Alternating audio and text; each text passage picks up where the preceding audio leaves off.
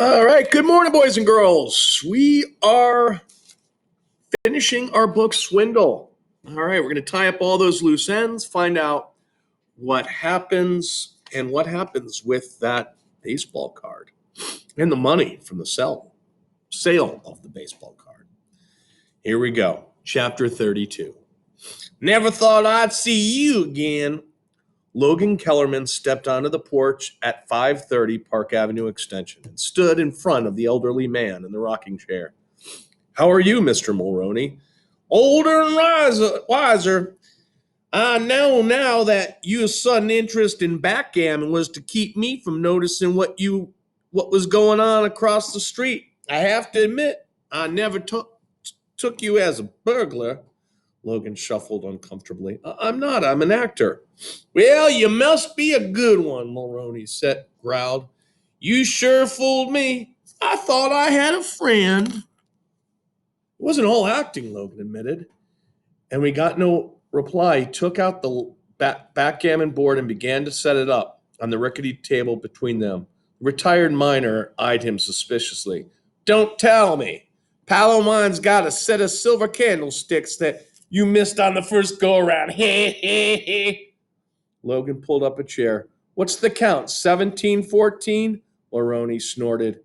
In your deep dreams, little man. You never won more than 12 games from me. Logan threw the dice. The comeback starts today. Mrs. Winifred Rockford Bates of Baltimore, Maryland, was an eccentric multimillionaire who thought Babe Ruth was a candy bar. She generously gave her 1920 baseball card to her youngest relative, Darren Vader of Cedarville, New York. Griffin took it hard. I always believed that planning was everything, but no plan could ever insulate you from a calamity like this. Darren kept saying he was related to the Rockfords, Ben reminded him. We didn't think he was telling the truth. There's a first time for everything, I guess, Griffin moaned. This is the end of the world. It was even less comfort when the card sold for $974,000, making it the second most valuable sports collectible in history. He won't get to enjoy 1 cent of it, Ben predicted in an effort to console his friend. His folks will make him put it in the bank for college or something like that. The reality was even better than that. Darren's parents didn't want their son to reap the benefits of a robbery. They forced him to donate most of the money to the Cedarville Museum. The large gift put the building fund over the top and allowed construction to begin. As the bulldozers roared to life on one side of town, on the other, Palomino's emporium of collectibles and memorabilia closed its doors for good.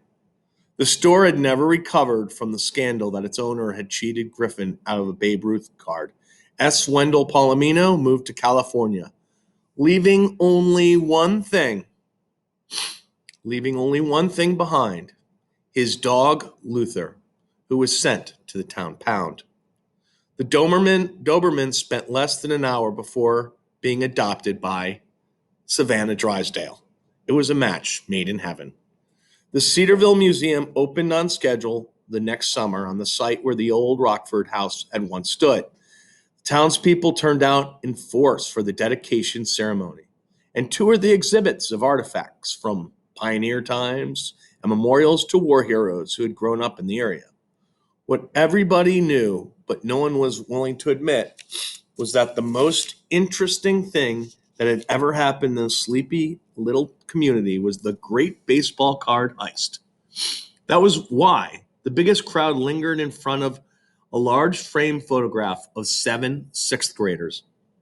The plaque mentioned nothing about the famous robbery. It read, right here, special thanks to Darren Vader, Logan Kellerman, Melissa Dukakis, Antonia Benson, Savannah Drysdale, Benjamin Slovak, and Griffin Bing for a job well done.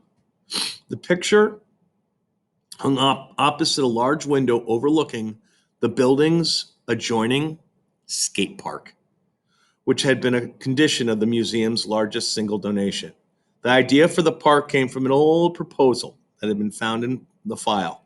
Its author, well, was one of the 7 in the photograph, the ringleader, better known as the man with the plan.